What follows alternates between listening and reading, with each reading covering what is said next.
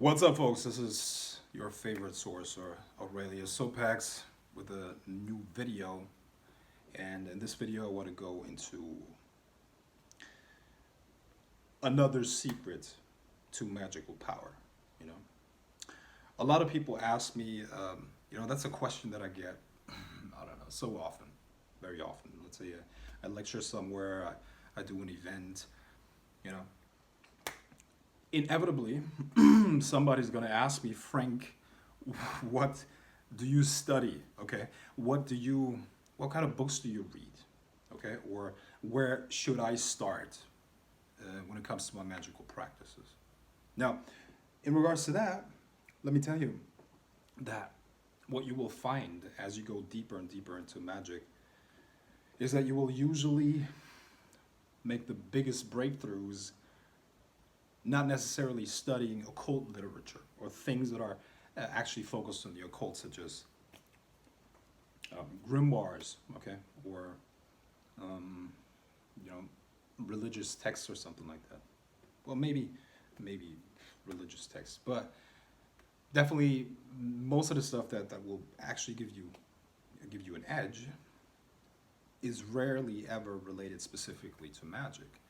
It's usually philosophy, science, you know, economics, stuff like that. Because, see, occult principles are um, universally applicable. Okay, you will find them play out in the physical world, in social interactions, and of course in the metaphysical worlds as well. Okay, so one source that I study extensively, and I will keep doing that probably forever, is Lao Tzu. Okay, so let me first give you two quotes, and then I'll go deeper into that. Okay, so the first quote by Lao Tzu is this. Now, of course, this is going to be English, right? But what's this? When I let go of what I am, I become what I might be. Okay? And the second one is, life is a series of natural and spontaneous changes. Don't resist them. That only creates sorrow. Let reality be reality. Let things flow naturally forward in whatever way they like. Okay? Now, part of the reason why I study Lao Tzu is because he's very important for Taoism. And a lot of you know that I'm a Tai Chi practitioner. I love Tai Chi.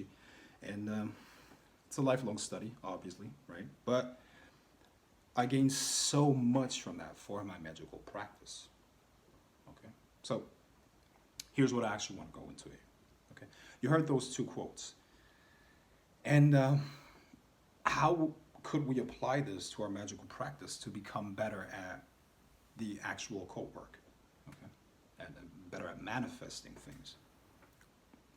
See, magic and the magical ritual requires you to change more than anything else. Okay? As you are in the ritual, regardless if you're working with a spirit or some sort of other energy that you're conjuring up, you bring the energy or the spirit forth within you and through you. Okay? This is one of the biggest secrets. You bring the energy forth through you and within you, and you let the energy work on you first and foremost. Okay? Now, it would be an illusion and actually very faulty to believe that this only has an effect on you. And obviously, if you study the occult, if maybe you're just a beginner getting into this, maybe you don't know, but you are connected to everything. Okay, and the different parts of yourself, the different layers, levels of self, of the energy body, represent more and more merging with all there is. Okay, with the Tao, you could say. Okay, so one of the biggest things, or one of the most important skills that you need to develop in this art, is to let go and to just let energy flow through you. I guarantee you almost everything that you perceive, that you believe, that you think is first of all relative, but also blocking you from bringing about a new reality. Because isn't that what we're really trying to do in magic? Isn't that what we're trying to do? We experience something. We experience a reality tunnel, a specific manifestation in the outside world. And we find that we could improve it. We find that we want to experience something different. We find that we want to change it. And at that point, the first step is going within, experiencing your own energy layers. Okay. Now, in order to do that, in order to experience that objectively, you need to let go. You need to detach from the sensations, from the thought patterns, the emotions that you have, and you really need to be able to experience them, okay, without buying into them. And as you do that, you quite naturally gain the ability to redirect the energy and to change the experience. And obviously the implication is not just a different internal experience, but that will precede a different external experience. Now you can take that very far, and there are a few limits to where you can take that. Now, what do I mean by that? As soon as something is inside of your experience, whether that's something that you hear on the news as a world event, or you hear something about your next door neighbor, or somebody tells you about someone they want to have affected, or somebody in your life, or even yourself, all of that is part of your reality tunnel. Therefore, you can influence it through magic, okay? But you can only affect what you're aware of, right? And I mentioned this many times, but the key to greater magical power is awareness, first and foremost, okay? So if you want to increase your magical power, develop awareness. Develop awareness. Look within. Now, obviously, I'm a big proponent of meditation and other energy practices, okay? I also have a program where I teach meditation, okay? And that's the basis. That's the basis. You need to know how to meditate. Okay, how to detach yourself from the experience. You can't affect the system that you're part of, you see? So if you're being pushed around, moved around by these unconscious emotions, or you're being triggered by something in the outside world, and you can't observe it, analyze it, and then redirect it, you're going to be a slave to your emotions. You're going to be a slave to the outside world. You're going to be a slave to the circumstances of your life.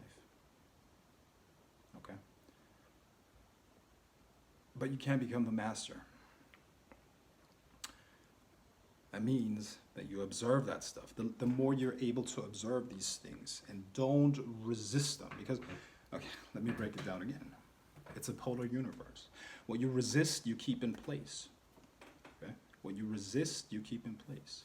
Your awareness that is experiencing through these various energy layers, through the self, is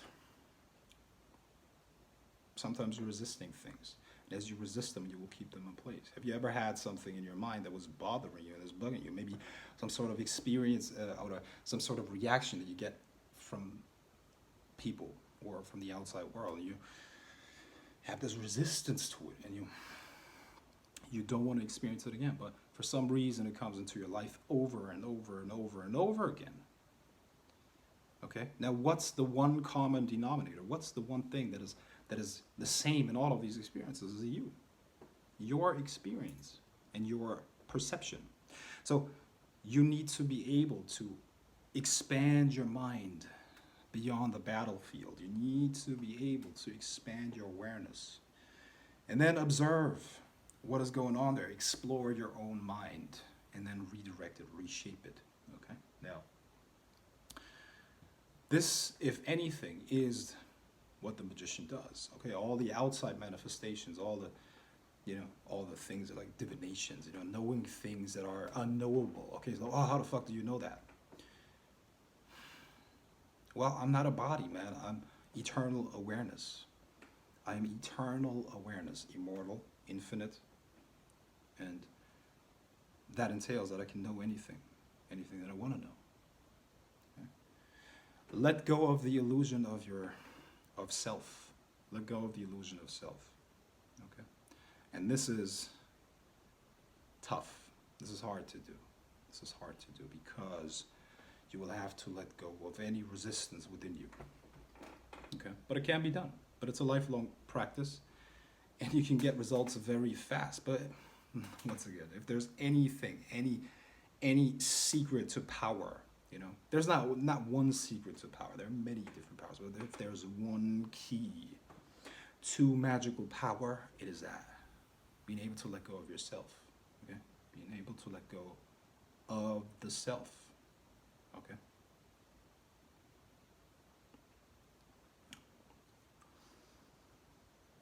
The moment you identify, there's something to protect, something to avoid, something to resist. And at that point, you're trapped. Your mind becomes trapped. That entails your emotions, that entails something that happens in the outside world that triggers you. Circumstances that you want to change magically in your life. Understand that you have to let go of the resistance to those things first, and then you can change them. And then they become malleable, okay? And the things, the manifestations become malleable once you become malleable, once your energy field learns to let go and releases the blocks, okay? This is something that you really rarely hear about anywhere, you know? Because it's probably hard to market. The secret to power is to let go, okay? The secret to power is to let go, because how could you fight the ocean? Okay? Become the ocean instead of somebody that is trying to fight the ocean. Become the storm instead of trying to fight the storm, okay? And for a lot of you, that might sound not as cool as, you know, call up the demon of the demon of wealth, or the demon to destroy your enemies and this and that, right? Ooh.